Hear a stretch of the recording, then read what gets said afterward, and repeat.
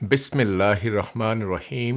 আসসালামু আলাইকুম রহমতুল্লাহি ওবরকাতুহু। রব্বি ইশরাহলি সাদরি ওয়া ইয়াসসিরলি আমরি ওয়াহলুল উকদাতাম মিন লিসানি ইয়াফকাহু কাওলি। নাহমাদুহু ওয়া নুসাল্লি আলা রাসূলিহিল কারীম, আম্মা বাদ। আগের ৬৬তম পর্বে আমরা সিরাতের অন্যতম মহিমান্বিত অধ্যায় ইসরা ওয়াল মিরাজ সিরিজের সূচনা করেছি।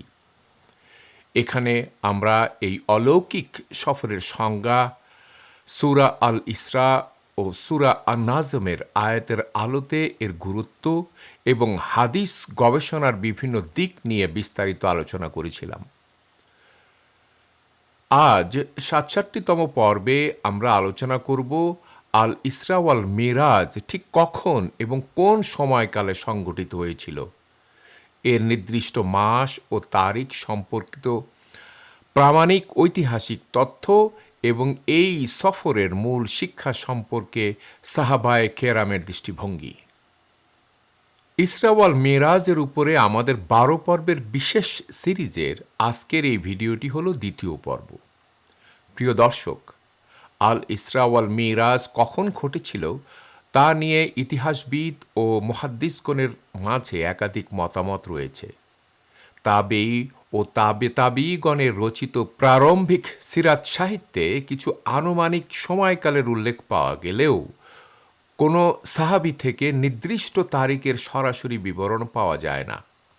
ইবনে ইসহাক সহ ইসলামের প্রথম সারির অধিকাংশ গবেষকের মতে এই অলৌকিক ঘটনাটি রাসূল সাল্লাল্লাহু আলাইহি সাল্লামের মদিনায় হিজরতের ঠিক ১ বছর আগে সংঘটিত হয়েছিল। আলেমগণের নিকট এটিই সবচাইতে শক্তিশালী ও গ্রহণযোগ্য মতামত। তবে কোনো আলেম বলেছেন এটি হিজরতের ১.৫ বছর আগে, কেউ বলেছেন ২ বছর আগে, আবার কেউ ৫ বছর আগের কথাও উল্লেখ করেছেন। তবে মা আয়েশা রাদিয়াল্লাহু আনহা থেকে বর্ণিত একটি সহিহ হাদিস এই সময়কালকে আরও সুস্পষ্ট করে দেয়। সহিহ বুখারীর ৩৮৯৬ নম্বর হাদিসে এসেছে, মা আয়েশা রাদিয়াল্লাহু আনহা বলেছেন, সালাত ফরজ হওয়ার আগেই উম্মুল মুমিনিন হযরত খাদিজা রাদিয়াল্লাহু আনহা ইন্তেকাল করেছিলেন। আর এটি সর্বজন স্বীকৃত যে ৫ ওয়াক্ত সালাত এই আল ইসরা ওয়াল মিরাজের রাতেই ফরজ করা হয়েছিল। রাসূল সাল্লাল্লাহু আলাইহি সাল্লাম হিজরত করেছিলেন খাদিজা রাদিয়াল্লাহু আনহার ইন্তেকালের প্রায় ১.৫ বছর পর। সুতরাং সালাত ফরজ হওয়ার আগেই তার ইন্তেকালের বিষয়টি স্পষ্টভাবে প্রমাণ করে যে আল ইসরা ওয়াল মিরাজ মক্কি জীবনের শেষ ১.৫ বছরের মধ্যেই কোনো এক সময় ঘটেছিল, অর্থাৎ এটি দুঃখের বছর বা আমুল হুজানের পরে এবং হিজরতের পূর্বে সংঘটিত হয়েছিল। এখন প্রশ্ন আসতে পারে, এটি কোন মাসের কত তারিখে ঘটেছিল? ইসলামের প্রাথমিক যুগের আলেমদের রচিত সাহিত্যে এর সুনির্দিষ্ট মাস বা তারিখের কোনো প্রামাণিক উল্লেখ পাওয়া যায় না। যেসব বইয়ে নির্দিষ্ট মাস বা দিনের কথা বলা হয়েছে সেগুলোর অধিকাংশই রাসূল সাল্লাল্লাহু আলাইহি সাল্লামের ওফাতের প্রায় ২০০ বছর পর রচিত হয়েছে। পরবর্তীকালের কিছু বর্ণনায় রবিউল আউয়াল, রবিউস সানি, রজব, রমজান কিংবা শাওয়াল মাসের কথা বলা হলেও সাহাবী বা তাবেঈগণ থেকে এর সপক্ষে কোনো প্রামাণিক দলিল পাওয়া যায় না। সুতরাং এটি কোন মাসে বা কত তারিখে ঘটেছিল সে সম্পর্কে সুনির্দিষ্ট কোনো দলিল ভিত্তিক তথ্য সংরক্ষিত নেই। সাহাবায়ে কেরাম ঘটনাটির দিন তারিখ সংরক্ষণে জোর দেননি, কিন্তু তারা ঘটনাটির প্রতিটি বিস্তারিত বিবরণ অত্যন্ত সূক্ষ্মভাবে সংরক্ষণ করেছেন। এর থেকে একটি গুরুত্বপূর্ণ শিক্ষা প্রকাশ পায়, সাহাবীদের কাছে ঘটনাটি কোন নির্দিষ্ট তারিখে ঘটেছিল তা মুখ্য ছিল না, বরং ঘটনাটির গভীর তাৎপর্য, অলৌকিক নিদর্শন এবং প্রাপ্ত নির্দেশাবলী নিজেদের জীবনে বাস্তবায়ন করাই ছিল তাদের মূল লক্ষ্য। আর এটিই হলো প্রকৃত ইসলামী সংস্কৃতি। কোনো অলৌকিক ঘটনার নির্দিষ্ট দিন উদযাপন করার চেয়ে সেই ঘটনা থেকে প্রাপ্ত হেদায়েত ও শিক্ষা অনুযায়ী পুরা জীবন পরিচালনা করাই হলো একজন মুমিনের আসল পরিচয়। প্রিয় দর্শক, আল ইসরা ওয়াল মিরাজ ঠিক কোন স্থান থেকে শুরু হয়েছিল তা নিয়ে হাদিসের বর্ণনায় দুটি স্থান উল্লেখ পাওয়া যায়। তবে বাহ্যিকভাবে দুটি ভিন্ন স্থান মনে হলেও প্রখ্যাত মুহাদ্দিসগণের বিশ্লেষণে এর মূল অলৌকিক প্রক্রিয়াটি চমৎকারভাবে ফুটে ওঠে। সহিহ বুখারীর ৩,২০৭ নম্বর হাদিসের প্রথম বর্ণনায় রাসূল সাল্লাল্লাহু আলাইহি সাল্লাম বলেছেন, আমি যখন হাতিমে ঘুমাচ্ছিলাম তখন জিবরাইল আলাইহিস সালাম আমার কাছে এলেন। উল্লেখ্য, হাতিম হল কাবা ঘর সংলগ্ন বাইরের অর্ধবৃত্তাকার অঞ্চল, যাকে হিজর ইসমাইলও বলা হয়। কুরাইশরা যখন কাবার পুনর্নির্মাণ করে তখন তাদের কাছে হালাল অর্থের অপ্রতুলতার কারণে কাবার এই অংশটুকু মূল কাঠামোর বাইরে রাখতে বাধ্য হয়েছিল। হাতিমে সালাত আদায় করা মূল কাবার ভিতরে সালাত আদায় করারই সমতুল্য। অন্যদিকে সহিহ বুখারীর ৩,৪৯০ নম্বর হাদিসের দ্বিতীয় বর্ণনা এসেছে, রাসূল সাল্লাল্লাহু আলাইহি সাল্লাম বলেছেন, যখন আমি আমার ঘরে ছিলাম আমি দেখলাম ঘরের ছাদ খুলে গেল এবং জিবরাইল আলাইহিস সালাম আমার কাছে আসলেন। উভয় বর্ণনায় সম্পূর্ণ সহিহ। প্রখ্যাত হাদিস বিশারদ হাফেজ ইবনে হাজার আসকালানি রহমতুল্লাহ আলাইহি এই দুইটি বর্ণনার চমৎকার সুসমন্বয় করে বলেছেন, জিবরাইল আলাইহিস সালাম প্রথমে রাসূল সাল্লাল্লাহু আলাইহি সাল্লামের পবিত্র ঘরে এসে উপস্থিত হন। সেখান থেকে তিনি রাসূল সাল্লাল্লাহু আলাইহি সাল্লামকে কাবার হাতিমে নিয়ে যান। সেখানে রাসূল সাল্লাল্লাহু আলাইহি সাল্লাম সালাত আদায় করেন এবং সেখান থেকেই তাদের মূল যাত্রা শুরু হয়। সুতরাং বর্ণনাসমূহের মধ্যে কোনো অসঙ্গতি নেই, বরং এটি ঘটনার ধারাবাহিক ধাপ নির্দেশ করে। হাতিমে পৌঁছানোর পর রাসূল সাল্লাল্লাহু আলাইহি সাল্লামের বক্ষ দ্বিতীয়বারের মতো বিদীর্ণ করার অলৌকিক ঘটনা ঘটে। রাসূল সাল্লাল্লাহু আলাইহি সাল্লাম বর্ণনা করেন, হাতিমে জিবরাইল আলাইহিস সালাম তার বক্ষ মোবারক চিরে ফেলেন এবং স্বর্ণের তৈরি একটি পাত্র নিয়ে আসেন। পাত্রটি ছিল জমজমের পবিত্র পানি এবং ঈমান ও হিকমতে পরিপূর্ণ। জিবরাইল আলাইহিস সালাম তার হৃৎপিণ্ড বের করে জমজমের পানি দিয়ে ধুয়ে দেন এবং ঈমানে পরিপূর্ণ করে পুনরায় তা স্বস্থানে স্থাপন করেন। উল্লেখ্য, রাসূল সাল্লাল্লাহু আলাইহি সাল্লামের জীবনে বক্ষ বিদীর্ণ করার ঘটনা এটি দ্বিতীয়বার। প্রথমবার ঘটেছিল তার শৈশবে, যখন তার বয়স ছিল 4 থেকে 5 বছর। তখন তার পবিত্র হৃৎপিণ্ড থেকে শয়তানের অংশ বা কালো দাগ বের করে ফেলে দেওয়া হয়েছিল। তবে মেরাজের রাতে দ্বিতীয়বারের ঘটনায় কোনো কালো দাগ বের করার কথা উল্লেখ নেই, কারণ শৈশবেই তা চিরতরে দূর করা হয়েছিল।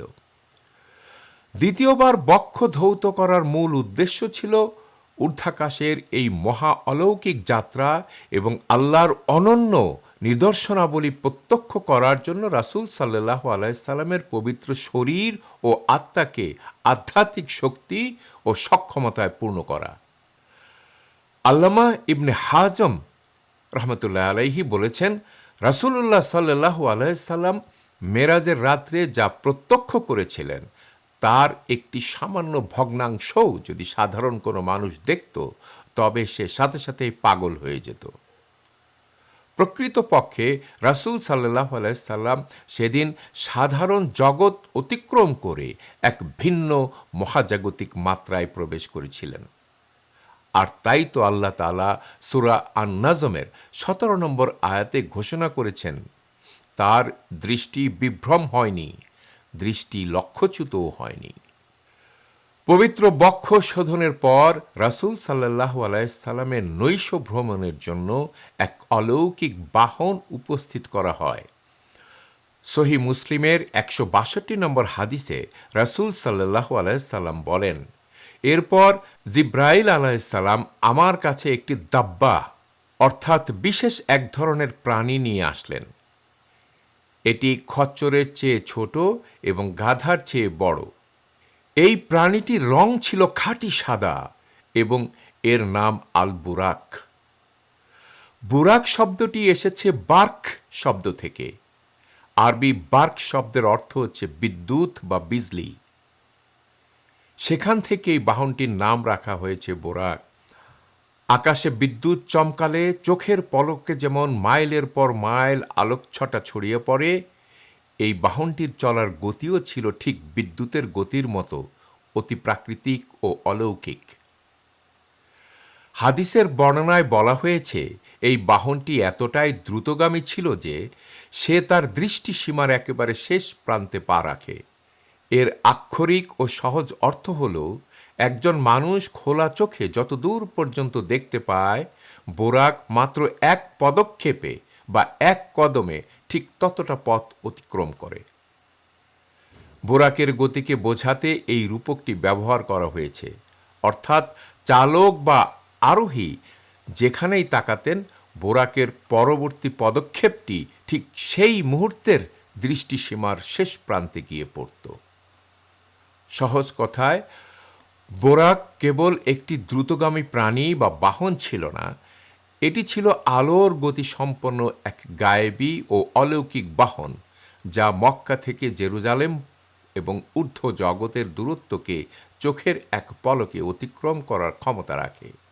প্রিয় দর্শক, আল বোরাকের এই অলৌকিক গতি ও প্রকৃতি নিয়ে সমাজে নানাবিধ কাল্পনিক গল্প ও চিত্র প্রচলিত আছে। বিভিন্ন ছবিতে বোরাকের ডানাওয়ালা বা মানুষের চেহারা বিশিষ্ট হিসাবে আঁকা হয়, যার কোনো প্রামাণিক ভিত্তি হাদিসে পাওয়া যায় না। হাদিসে স্পষ্টভাবে নির্দেশ করে যে বোরাক হল রক্ত মাংসের এক বিশেষ দৈহিক প্রাণী, যা সাধারণ অশ্বজাতীয় প্রাণীর চেয়ে অলৌকিকভাবে দ্রুতগতি সম্পন্ন। জামে আত-তিরমিজির 3131 নম্বর হাদিসে এসেছে, রাসূল সাল্লাল্লাহু আলাইহি সাল্লাম বলেন, আল বুরাকের মুখে একটি লাগাম বা জোত আঁকড়ানো ছিল এবং পিঠে জিন বসানো ছিল। জিবরাইল আলাইহিসসালাম লাগাম ধরে রেখেছিলেন এবং রাসূল সাল্লাল্লাহু আলাইহি সাল্লাম তাতে আরোহণ করার চেষ্টা করেন। তখন বুরাক কিছুটা চঞ্চলতা ও অস্থিরতা প্রকাশ করে লাফিয়ে ওঠে। তখন জিবরাইল আলাইহিসসালাম লাগাম ধরে ঝাঁকুনি দিয়ে তাকে তিরস্কার করে বলেন, ধিক তোমাকে, তোমার লজ্জা করে না? আল্লাহর কসম, তোমার বর্তমান আরোহীর চেয়ে আল্লাহর দৃষ্টিতে বেশি সম্মানিত ও বরকতময় কেউ পূর্বে কখনো তোমার উপর আরোহণ করেনি। জিবরাইল আলাইহিসসালামের এই ঐতিহাসিক উক্তি থেকে কয়েকটি সূক্ষ্ম দিক প্রতীয়মান হয়। প্রথমত, রাসূল সাল্লাল্লাহু আলাইহি সাল্লামই আল বোরাকের একমাত্র বা প্রথম আরোহী ছিলেন না। তার পূর্বেও কোনো কোনো নবী আল্লাহর নির্দেশে এতে আরোহণ করেছেন। দ্বিতীয়ত, আল বোরাক অদৃশ্য জগতের এক বাস্তব প্রাণী হয় একজন নতুন আরোহী দেখে সাধারণ প্রাণীর মতোই প্রাকৃতিক প্রতিক্রিয়া ব্যক্ত করেছিল। তৃতীয়ত, এটি অদৃশ্য জগৎ বা ইলমে আল গায়েবের এক সৃষ্টি, যা আল্লাহ সুবহানাহু ওয়া তাআলা কেবল বিশেষ অলৌকিক উপলক্ষেই প্রকাশ করেন। আল্লাহ তাআলা যে মানুষের চাক্ষুষ জ্ঞানের বাইরেও অগণিত সৃষ্টি তৈরি করে রেখেছেন, তার প্রমাণ পবিত্র কোরআনে বিদ্যমান। সূরা আন-নাহলের ৮ নম্বর আয়াতে আল্লাহ বলেন, তিনি ঘোড়া, খচ্চর ও গর্দভ সৃষ্টি করেছেন যাতে তোমরা ওগুলোতে আরোহণ করতে পারো আর শোভা সৌন্দর্যের জন্যও। এবং তিনি সৃষ্টি করেন এমন অনেক কিছু যা তোমরা জানো না। সুতরাং দৃশ্যমান পৃথিবীর বাইরেও আল্লাহর বিশাল সৃষ্টি জগৎ রয়েছে, যা সাধারণ মানুষের বোধগম্যতার বহু ঊর্ধ্বে। আল বুরাকে আরোহণ করার পর রাসূল সাল্লাল্লাহু আলাইহি সাল্লামের সফর মোবারক এগিয়ে চলে। সহিহ মুসলিমের ১৬২ নম্বর হাদিসে রাসূল সাল্লাল্লাহু আলাইহি সাল্লাম বলেন, আমি তাতে চড়লাম এবং তা আমাকে বাইতুল মুকাদ্দিসে নিয়ে এলো। সেখানে এসে আমি আল বুরাককে সেই হিচিং পোস্ট বা কড়ার সাথে বাঁধলাম যা পূর্ববর্তী নবীগণ ব্যবহার করতেন। প্রিয় দর্শক, এখানে ইতিহাসের এক অত্যন্ত অলৌকিক ও তাৎপর্যপূর্ণ দিক নিহিত রয়েছে। ঐতিহাসিক প্রেক্ষাপট লক্ষ্য করলে দেখা যায় হজরত সুলাইমান আলাইহিসসালাম জেরুজালেমের বাইতুল মুকাদ্দিসে এক অনিন্দ্য সুন্দর উপাসনালয় নির্মাণ করেছিলেন। পরবর্তীতে খ্রিস্টপূর্ব 586 অব্দে ব্যাবিলনের রাজা নেবুচাঁদনেজার তা ধ্বংস করে দেয়। পরবর্তীকালে ইহুদিরা তা পুনর্নির্মাণ করলেও খ্রিস্টপূর্ব 70 অব্দে রোমান সম্রাট টাইটাসের বাহিনী দ্বিতীয়বার সেটি সম্পূর্ণ ধ্বংস করে ফেলে এবং ইহুদিদের জেরুজালেম থেকে বিতাড়িত করে। রাসূল সাল্লাল্লাহু আলাইহি সাল্লাম যখন বাইতুল মুকাদ্দিসে পদার্পণ করেন, তখন জেরুজালেম ছিল রোমান খ্রিস্টানদের শাসনাধীনে।